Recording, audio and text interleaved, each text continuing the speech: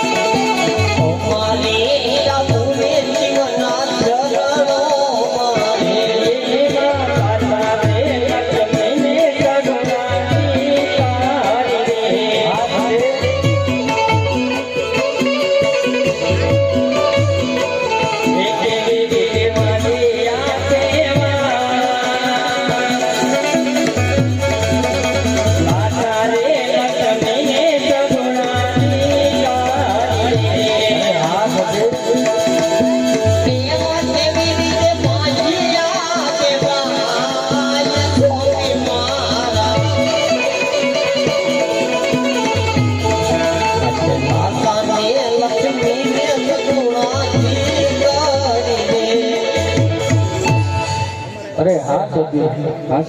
હું તો નો સમજો પણ તમે કોને નો સમજ્યા અરે સતી